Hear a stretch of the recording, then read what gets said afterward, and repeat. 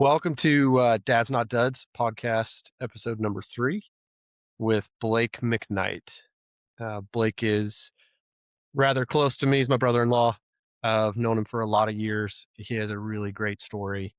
We're just going to have a conversation. This is going to be fairly organic because I know him so well. So, um, Blake, tell us who the heck you are. Yeah, well, first, thanks for having me. Looking forward to chatting. How far back do we want to go here? So tell me tell me from the beginning. You're a homeschool kid. So start from homeschool. Where'd you go? How'd you do it? Way back. Way back. So, grew up outside of St. Louis in O'Fallon, so a suburb of St. Louis. Was homeschooled all the way up until college. Um, I always joke. I remember my first time getting to college, and I think I was given a Scantron for a test. And I was like, "What is this? This is not how we did it." Um, so yeah, homeschooled all the way up there through up until college, and then that's where we met at Evangel. There, remember, I still have memories. My memory is not always the best, but I remember meeting you. Would that have been fall of '09 Mm-hmm. at the baseball field there at Evangel University for field day, I believe, and I have memories of you, and you're probably one of the few people I can say that about. No, that's not good. I know it's not good because I remember myself from freshman year of college and just what a nightmare, what a train wreck. um, a personality that made you stood out, I guess. And I think that's benefited you all throughout your life Mm-hmm. and your career now and sales and just being a people person. Like I noticed that back in, let's say, '09. So I think it's benefited you. Yeah, I'll give you that. But this podcast's not about me, about you. um, I'll kind of reference that too because I remember like it being on this JV squad and watching you play ball. Like it just seems so weird now because everything went so fast just Hmm. from freshman year to how quickly you left the JV squad. And then I just stopped playing baseball because I was just not very good. Um, but then it was like, okay, you start getting older, you're a junior, you're a senior, there's some serious recruitment happening or Hmm. interest, I guess. And it was very weird. So I was like, what in the heck? Like he was just like me. Like we were on this JV squad together. And now he's like a potential draft pick. Like what is happening here? Hmm. Yeah, it was crazy. I mean, if I think back freshman year to my senior year, it started going to not even like for baseball, but just to go to college. I remember going on visits with my dad and visiting different schools. And honestly, looking back on it, I wish I would have taken a lot more of a lead role in that, taken charge. My dad probably was one pushing me to take these visits, but went from essentially a walk on JV to almost quitting, actually going into the coach's office and wanting to quit my freshman year, to him talking me into staying on, finding some success, moving up to varsity rather quickly after that. And then, as you alluded to, by senior year, starting to get some looks for some pro teams, which was just weird to me because it's in a way something I had dreamed of, but also not realistically. And then all of Mm-hmm. a sudden, here I was having that success, and pros are coming to my games or scouts are coming to my games. And then, I guess, fast forward really a month after college, I ended up getting drafted, but it was a I, whirlwind. I didn't I remember like knowing you, like being close somewhat through college, but then like towards the end of college, I moved off campus, like started doing a bunch of different things. And so I didn't know you when you were like really ramping up with like scouts and all that stuff. But senior year, like what was going through your head before baseball happened? Like in regards to baseball or what exactly? Just everything. Cause you were going to be like, what was your major? What were you doing? What were you planning on doing? And then the So draft happened. the plan was physical therapy. I had been accepted into grad school Mhm. I guess, to PT school. Looking back on it, I think it's one of the biggest blessings that didn't happen because I don't think it was much of a plan. I think I kind of was very passive, and it's just what everybody did. You went to college, you picked Mhm. a career, then you were going to go do the next thing, grad school, and probably go into a whole bunch of debt that I was not prepared for. Um, I don't think it was ever really something I was passionate about. I was Mhm. passionate about health and fitness and nutrition. So I just eeny, meeny, miny, mo picked a major, which is not what I would recommend now for anybody. But hey, at the time, it seemed like a good idea. Yeah. Um, but I was all set to go. I think I graduated in May. PT school was going to start in August, and then got a call whenever the third day of the draft was. I think it was in June. So June 2013 from the Cardinals saying, Hey, we actually, could I remember the scout that scouted me called me the morning of the third day and said, "Hey, if we draft you, you're not like, are you going to do this?" Because I would still have the choice to say like, Mhm. pass, I'm going to school. Yeah. And it's weird think looking back on it, I don't remember it ever being like a decision in my mind. Like that's a big decision. Yeah. Like, hey, am I going to like PT school? What I've Right. been planning on, like a big deal, been accepted, like, or go play professional baseball. And it was, Mhm. I guess, a no brainer because I don't remember it being much of a decision. But Yeah, I mean, I can't imagine. You grew up in St. Louis, right? yeah. Yeah. So And then the that makes double A, I sense. mean, going to college in Springfield, Missouri, and the double A Cardinals team being there. I think a lot of people think that's why I was drafted by them, but it was really just dumb Happenstance. luck Yeah. that A is my hometown team, which just made it all that much better. Yeah. I feel like that So wouldn't be like how many people get to say, "Hey, I was drafted by the Cardinals." Did you know you were gonna get drafted prior to them calling you? Or no, so I knew people were looking at me, but I had no idea. Like just that because seems so scouts come to crazy. games, right? I hadn't talked to anybody. Apparently, they had talked to Coach Quisenberry, our coach at the time, Yeah. but he kind of kept it on the down low just because you don't want to get someone's Yeah, hopes yeah, of up. course. um, which I do regret a little bit because we ended May 5th, I want to say, the loss in the conference tournament. And then there was kind of that month time that if I knew I was going to get drafted, I would have stayed in shape better. Yeah, I right. kind of did, but I really had no plans of getting drafted. I was like, I know Yeah. some people looked, but like, Yeah. it's not going to happen. Um, but it did. And then I remember going down there and like having to like ramp back up and get back in shape Yeah. because, hey, games are starting in a week and Yeah, you're here we just go. kind of thrown to the deep end. So you were what, 21? Something like that. Yeah. We'd have to do Do the some math. backward math there, but yeah, that sounds right.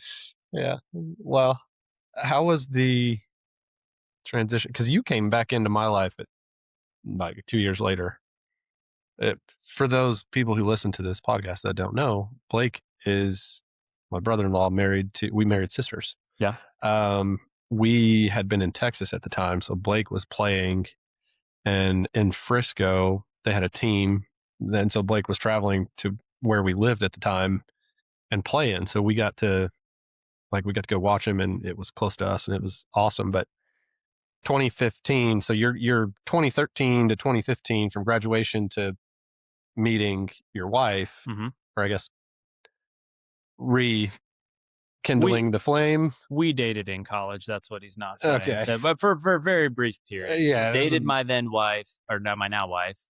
Um, Obviously that didn't last at the time, but several years later reconnected. So it's a little more than 2 years. So we graduated in 13 Yeah. because you graduated in 13 too, correct? Yeah. Yeah, we graduated together, and then it would have been,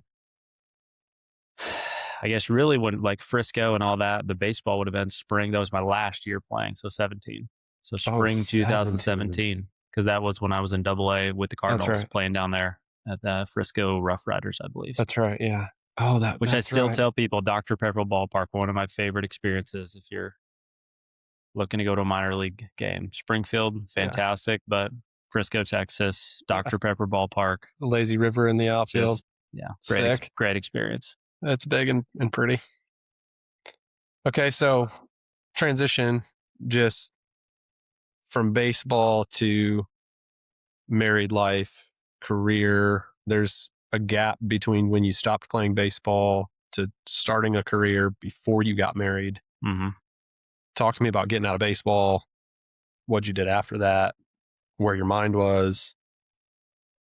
Yeah. So it's probably a time I look back that I have, I don't want to say regret is the right word, but maybe a time that I'm not overly proud of. I think I kind of floated for a while because when you get released, or at least when I got released, it was a random, I believe, Tuesday morning. You get called into the coach's office, and you kind of know, right? I wasn't playing that well. I'm older, and it's like, hey, this could be it. And literally have the conversation that, hey, my manager at the time tells me got the call and we're going to let you go. Mhm. And it is funny because I remember leaving the ballpark. I think I called my dad right away, but it was like the most bittersweet feeling because bitter because I've been training Yeah, not my whole life necessarily, but for the last 5, 6 years, like this has been my focus and yeah, nothing else. Like I want to make it to the big leagues. yeah. I Like mean, full stop. That's it. '09 in college to 17, Hmm. that's a long time. Yeah. And all of a sudden it's just gone. And the opportunity, I could try to pursue it and play indie ball or Mhm. something, but I'd kind of told myself like this is my shot. You hear those success stories of guys that are 32 playing in the big leagues, Yeah, but for every one of those success stories, there's hundreds, hundreds, if not thousands, of thousands. guys that just drug it out forever. So I'd kind of told myself like, drafted by the hometown team, this is going to be Mhm, it. But sweet because honestly, my last year had been a struggle. Like wasn't playing that well, and it's stressful. Like going out there, mhm. wondering if is today going to be the day that I'm done. I'm cut, I'm done, and just kind of this weight off my chest in a way.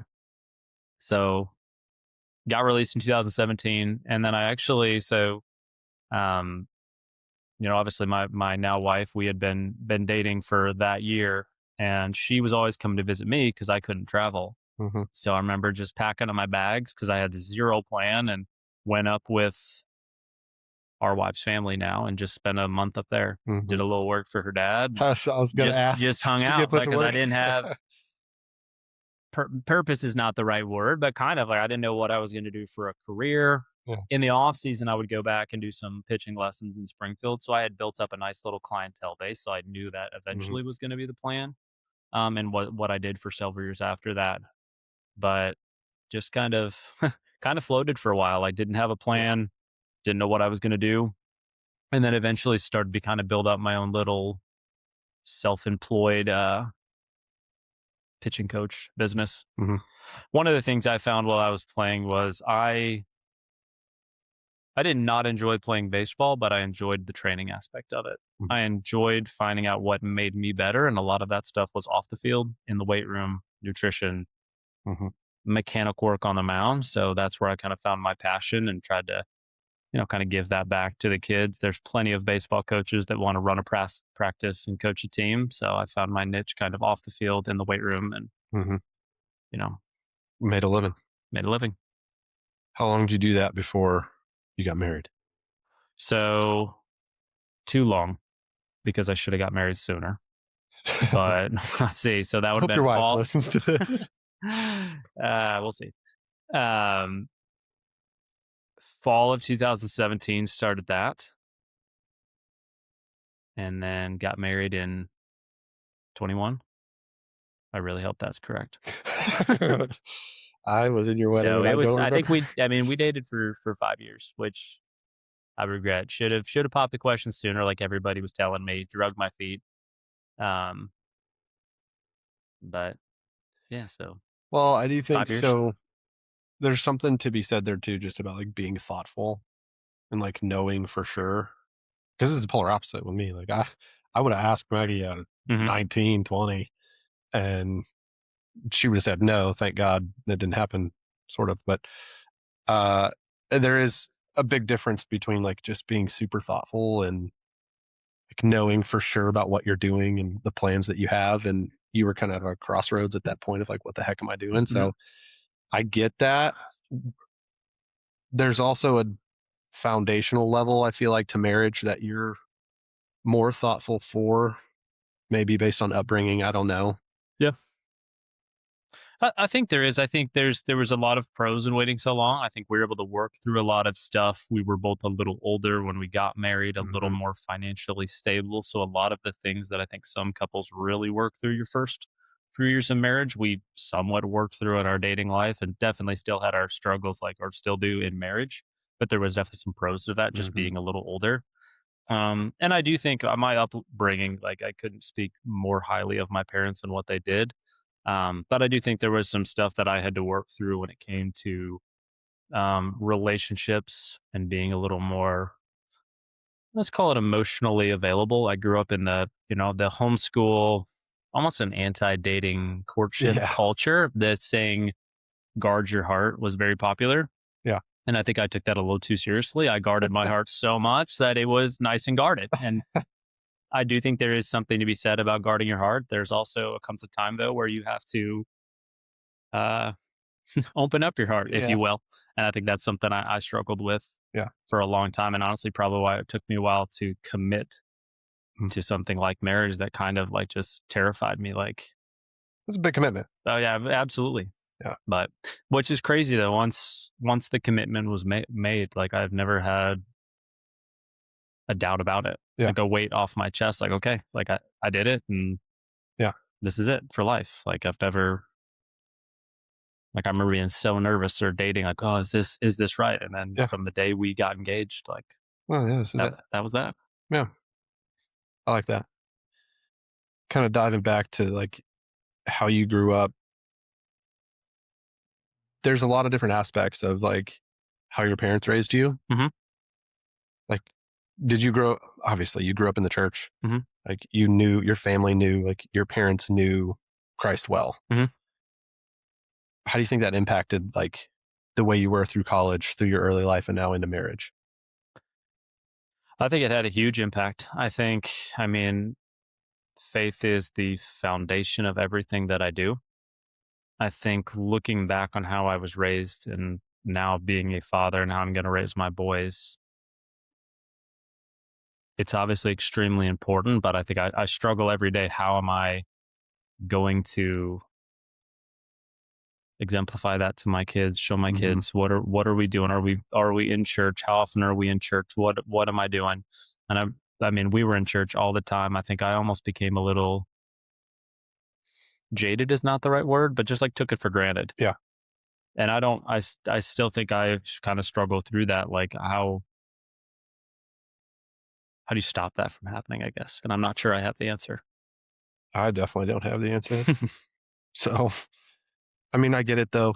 Like, it almost becomes mundane Mhm. until you really realize, probably older as an adult now, like the importance of what you're doing. And especially from like the father's eyes, now Mhm. that you have your boys, it's Yep. like, okay, I understand what my parents were doing. I Mhm. understand why they were so adamant about being involved in the church and Mhm. around the people of the church, Mhm.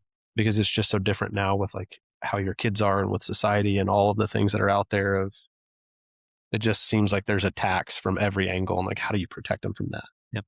So the church, I think, is the way to do that, Yeah. especially with the people around them. Like, you're Yep. just constantly trying to figure out like, how do I keep them away from Mhm. bad influences? Or, Yep. and you can't do that all the time, right? Essentially, Yeah. they're going to become 15 and they're going to make their own decisions, and Mhm. you have to be able to set a good foundation. But is there any like correlation between like what your parents did when you were a kid to what you want to like start doing as a parent? I think my parents were just very intentional. Like maybe the leash was a little too tight, like being a homeschool family, like very, very involved. Do you But want to homeschool your kids? Ooh, got him. I love the idea of it. And that's a conversation that I think Greta and I need to have more because that's a big commitment on both of us. Or, obviously Mhm. we both work right now. So what does that look like? Yeah, how do you do that? But I am definitely pro homeschooling. I love that I was homeschooling. I think there is things you need to be aware of when it comes to socialization. Mhm. But I love the idea of it. I think if you would ask my parents like why they homeschooled, they didn't love the idea that someone else is being the main influence on their child Yep. in their Love it. prime years where they're soaking everything in Yep. for 8 hours a day. Yep. And Love that it. that really doesn't make sense to me. I agree. So even now we have a nanny that comes in, but we are extremely intentional of who that person Yeah. is. And we both work from home. So we are there as well. Yeah. You're able to see that. And luckily, you guys have an incredible nanny. Hmm. So that's helpful. Plans at all to not have your wife work? Plans. It's a discussion we have all the time, and that would be one of my biggest goals, and Yep. it's something we are working towards. But I think there's so many different variables that play into that Mhm. it's an ever evolving conversation of lifestyle, goals, Mhm. dreams, future home, finances, a big part of that, obviously, when we're Yeah. talking about that. So in a perfect world, no, she stays home, she doesn't Yep. work, she is a full-time mom, which I think she already does an amazing job of. She is not just a full-time mom, but full-time businesswoman. Yeah. She's doing it all. It's Mhm. hard. It's really hard. Yeah. You wanna have more kids, I assume? Probably. We actually just had this conversation. So I've got 2 boys, 3 and 1. I think I would be okay not having other kids, but there was a time where Greta and I talked about not having any kids, and Mhm. that I would remember have that. been it was a very short time. We just, like, threw it out there, but then I was like, I think I would just regret that. I don't think I'll ever regret having kids, but you can definitely regret Mhm. not having them. And I think now if I could give any advice to a married couple, it would be to have the kid because it's life changing. Mhm. But to your question, I've got 2 boys. I don't have a girl. I feel like I'm missing out. So, You are? do I want to have another kid? Yes. And ideally, I would like to have a girl. And I understand Yeah. I can't. You don't get to choose that. I don't get to choose that. Although, so apparently, some people say yes, there is ways, but I don't know if I buy that or not. Mm. I got some opinions on that. No. So I would love to have a girl. I think every of all my closest friends, they all have at least one girl. Yeah. So I feel like I'm missing out, being a girl dad. Yeah. So, but I Well, think I think if we had another one, he had a girl, I'd be fine. 3 has always been a solid number. yeah. Greta's always said 0 or 5. So Whoa. do with that what you will. But Yeah. 3 seems like a nice solid number. Family of 5, which growing up in a homeschool family, that was a small family around Mhm. what I grew up in. Yep. But no, I would really like a girl. Yeah. Well, God'll be God. If you have another one, I'll pray that it's a girl. There you go. But hey, We'll having a see. third son too, I think honestly I'm probably better suited to be a boy dad. Um, so they're easier for me to relate with, obviously, and deal with. And I think Greta would say the opposite, that Yeah. she would really like a girl. So What do you think was the hardest shift? We have this conversation a lot with we talk with new parents and ask them like, okay, you just had your second. Like, what's harder for you? Was it 0 to 1? Was it 1 to 2? A lot of people ask us, was it 2 to 3 or 3 to 4? But for you guys, was it harder to go from no kids to a kid or from 1 kid to 2 kids? I think 1 to 2 has been significantly more challenging, and that might be recency bias that we have a 3-year-old who's Yeah. now got strong opinions and a 1-year-old that's getting his own opinions. But I think having 2 is just tougher because with 1, there's only 1 to deal with. Yeah. So I don't want to say it was an easy transition. Our first child was rather challenging as a baby. A Mhm. lot of crying, hard, like sleepless nights. Like that was challenging. But just having 2 adds a whole nother dynamic. You're trying to, especially when, one parent is out doing something else and you're trying to take care of 2 Mhm. that Both. are both doing who knows what. I would say 2 is more challenging. Do you think, like, as a man going from like being single, doing your own thing, to being married and how having not to answer to a spouse, but like kind of like there's another person in life you have to consider now. Mhm. And then going to being a dad to now being a dad of multiple. Mhm. Has that like shifted your identity of like who you are? Oh, absolutely. I think if I look back, especially during my baseball career, I didn't feel that at the time, but I look back at it now and it was selfish. And not necessarily in a bad way, but like my life was about me, what Mhm. I was doing, my goals, my career, making it to the big leagues. And that's all I had to care about. That wasn't necessarily a bad thing. That's just the stage that I was in. And then you introduce marriage, and that's a whole nother challenge because Mhm. now you have the needs of someone else that you have to put before yours. Mhm. And that comes with a whole new set of challenges and forces you to grow. Yeah. But I think the biggest shift then, at least inside of me, that stirred something emotionally that I've never felt before was the day that I became a father. And my life felt like it was so much bigger than just me. Like my this sounds extreme, but my run was over. Like I've had my fun and I still do. Yeah. So, but like it's now time that I am responsible for this little human being. Yeah. And everything that I do in life is Yep. for him. Yeah. So I think that was the biggest shift was the day I became a dad. And the second one too, but I think that same feeling was just maybe Yeah. amplified a little Multiply. more, but that Mhm. was the biggest shift because maybe it too just came with being married a little older. We were both independent at the time, right? So I didn't feel that same sense when I got married. It was just dealing again with Mhm. how to be in a marriage, but that becoming a father was Mhm. that stirs something in you, which I think goes back to my advice to people that are thinking about not having kids would be have Do the it. kid because you don't know what you're missing Yeah. until you do it. You don't really know who you are until No, you have a kid. no. Yeah, talk about this. Well, me and Maggie talk about this a lot. Of I'm not the most emotionally stable person in the world. My emotions are all over the place. They're on my sleeve. Like I am who I am, and I'm cool with that. But it's like the polar opposite of you. Mhm, You're like very emotionally controlled. You're very mhm. stoic. You're very thoughtful in what you say before you say it. And do you feel like that has changed and been amplified as a dad? Or do you feel like that has, like, some of those walls of the emotions have been kind of broken down? I don't think it's changed a whole lot. It's very much who I am still, but I think Mhm. that's why it stood out to me so much, like what I was feeling Yeah. when that happened. Like I've never felt this such a sense of purpose of Mhm. like I better get my act together. My life is so much bigger Mhm. than me, which like just like I felt it so much, which for me is weird maybe because I usually don't Yeah. feel as much, which is why it stood out to me so much. Like, holy cow, this is Yeah. incredible. When did you so you had your pitching business, Hmm. and you were doing quite well with that. Hmm. When did you leave that and get into finance as it relates to, like, your having your kids? I can't remember the timeline. Well, I'll have to. So Shepard, our oldest, was born this in December of 2022. And I think I started my now job in the kind of finance industry, um, the commodities industry in November of 2022. So I started that just a couple of months before Okay. he So came on the you scene. started a brand new industry, brand new job Hmm. right when he was born. And remodeled our kitchen. Oh.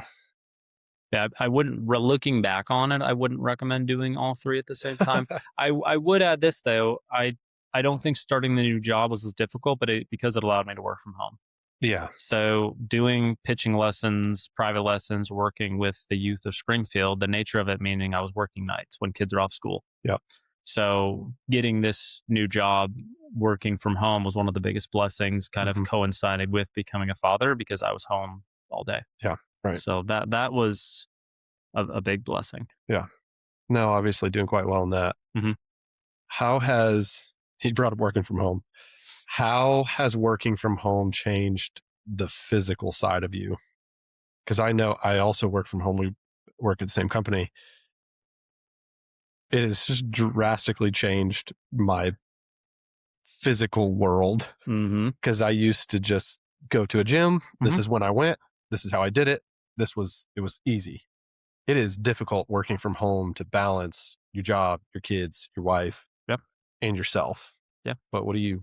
Well, I think you brought up that starting that new job and having a kid at the same time. I think it's really a combination of both of Mhm. those. So I always thrived, even back to my pro days, with everything being about me. Like I could set my own schedule. I was very routine based, and I thrived on routine. Mhm. Like annoyingly so. Like if you found me in the off season, every day looked the exact same. You don't get to have that when you have a kid. No, Like, sounds it's nice. not about your routine. You can just crumple that up and throw it out the window because it's gone. Yeah. So starting that new job working from home was a challenge because I was used to going to the gym every day at Yeah. noon, just being out of the house. Like I was out on the run, kind of bouncing around different places. So I had my routine where this Mhm. was my gym time and I didn't mess with that. Yeah. All of a sudden, I'm working from home and telling myself, like, oh, yeah, I'll get a workout in the garage. I've got some weights at home. And, maybe you do, maybe you don't. Yeah. So it definitely took a back seat. And still to this day, have tried to work through, okay, now I've got 2 kids and I'm still working from home. How do I find that routine and still Yeah. prioritize fitness? But it is a challenge. Yeah. There's a balance, I Yep. think, but we're also in the season of life. You have little kids, Mhm. and your levels of priorities change. Mhm. And I think where it used to be when we were younger, it was, okay, when I wake up, I'm thinking about already of like, here's what I'm eating on the day, here's what I'm doing, here's my gym time, like here's when I got to get to work. Mhm. And it's just literally all those tasks are, here's what I'm Yep. doing. And now it's like the polar opposite. Yep. You wake up because he wakes up Yep. early. And whatever happens after that is what he does Exactly. versus there's no more I'm doing anything. Mhm. So I think there's a level of priority that changes there. Um, just on the physical side for sure. And spiritually the same. We have this conversation a lot, just trying to figure out like, how do I have that quiet time? Like how do I, because the seemingly kids are always around, right? And it's Mhm. hard to find time where you can just get alone. But you just don't find it anymore. Is Mhm. there anything that you do specifically that, whether it's physically or mentally or even spiritually, finding time or doing something that's like, okay, this is for me? I think you just have to prioritize it. Like I have to be okay not knowing that, oh, I'm going to wake up at 6 a.m. every day and do this because my kid's going to be asleep because he might not be asleep. He Yeah, likes to wake up at 6 o'clock. yeah, So, right. but that doesn't matter. It's not an excuse. I can still have my quiet time while my son is awake, or maybe it happens a little later in the day. So it just has to become a priority. And if it's a priority, you're going to find a way to fit it in. And that admittedly is a big challenge to me because I go back to routine. I want to have a set time of when I do something, how I do it. It's how I've always operated. Hmm. You are in kind of a tough season of life just because your kids are so young. It's like I have 4 kids, but 2 of them are older, so like they can somewhat help with the younger kids, Mm-hmm. especially with the attention side. Mm-hmm. You don't have that. Mm-hmm. You are the attention side. So we were chatting about this earlier, but like you don't really get a lot of time with your wife. Like it's you have the kids and she goes and does something, or it's she has the kids and you go and do something, or you Mm-hmm. just do something together as a family. Mm-hmm. How do you find time to just dive into your marriage? I think it's a big struggle and something Yeah. that if I was not going back, but if I was giving advice to somebody, a new parent, I would say you need to like prioritize the date night, get a nanny, Yeah. because it is crazy. And I think we do an okay job of it. But all of a sudden, you say you're going to have a date night every 2 weeks, and 3 months have gone by, Yeah. Right. You blink. and it goes fast. Mm-hmm. So I think it's prioritizing the date nights. It's prioritizing, even though you're both dead tired at 8, 9 o'clock when the Mm-hmm. kids are down. Like, put your phones away, have a Yeah. conversation. It doesn't have to be lengthy. Connect a little bit, but Yeah. I think those date nights, the intentional nights where you're away from the kids, you're getting away, you're going to end up talking about the kids most of the time you're Yeah. out, and I think that's okay. Right. But you're being intentional, you're getting away. Like those are, at least for me, such a big recharge. I think those are Yeah. vital. You use the word intentional, and I think that is you literally pulled it out of my mouth. I think being intentional is the biggest focus that you have to put because, like you Hmm. say, you could blink and 3 months go by, and you're like, oh, what have we haven't been on a date in 3 months. Hmm. You guys do a way better job than we do. We never take date nights ever. So being back in Springfield, I think it's helped because you guys are often like, hey, we're going on a date night. Think you guys should go. It's like, oh yeah, we probably should do that. Hmm. Uh, but it is hard. I mean, being intentional is hard with little ones because they just kind of consume every bit of you, and you're just Yeah. exhausted all the time. Well, I think that goes to like have the conversations you have with your spouse as well, being intentional with those conversations because that's something I'm guilty of. Greta may mention that we haven't connected. I'm like, what are you talking about? Like we just spent half a day together, Yeah. but like in my mind, maybe we were connecting, but like we didn't talk about anything. Talk I, di- logistics I about didn't what's remember. happening. Yeah, I didn't. I haven't dug in to see how she's actually doing or what's going on in her life. I Yeah. just talked about finance or whatever I think is Yeah. fascinating, and we hung out for a little bit, right? So it's being intentional about those time you Yeah. have together as well, not just the Yeah. actual time. Yeah. It's funny because we could sit here and talk finance for hours. My wife doesn't want to. Yeah. Right. But if you're having a conversation, because I find myself guilty of this all the time. If like I'm having a conversation with her that I'm super interested in, it's like, oh man, we just had this great connection, like had this long conversation, and then you get done, and it's like she's just glassed over. She does not care at all about what you just said. That happens a lot. Yeah. Um, Kind of bridging the gap before we close this thing down. Plug in like your work, spiritual, physical, mental, all these culminating things together. If you had to give a piece of advice to a dad who is in the same season as you, Okay. that's just getting his butt kicked, what would you say to him? I think it would depend. I think I need a little more I don't know, information like well, what is he struggling with, specifically, Yeah. you know, before I could give any specific advice. Or maybe the advice would be, hey, listen, I definitely haven't figured it out. So I'm right there with you, my guy. Yeah. This is tough. Nothing wrong with a little like, hey, buddy, I'm with you, man. Like, I don't know what's going on here Yeah. either, but let's keep doing this thing together. We'll figure it out. Hmm. Yeah. I mean, I get that too. If you don't And have maybe I any know choice. as you said that right there, maybe that's like kind of the advice is like you're gonna figure it out. Like Yeah. it's gonna seem impossible times or very challenging, but like We're just going to make it, man. one foot instead of the other. Have intentional conversations. You said something earlier about being in church, and I think being in church is important, but it's also community and having other men around you, other Mhm. guys around you, other Christian families with kids, good examples. I Yeah. think that is vital. And that's what you guys are to us and others. But like having that Yeah. community is Yeah. is I think important. You're not doing it alone. It's Exactly. not just you and your wife trying to figure it out. You've Yep. got community. I think maybe that's the answer. Yeah. I agree. I think that's like, it's kind of my intention behind what we're doing, Mhm. like with the podcast, of just like talking with other guys, figuring out, okay, what's the advice you have to give? Like, what are you struggling with that maybe you have overcome that somebody else hasn't? Like, Mhm. how do they get something out of this?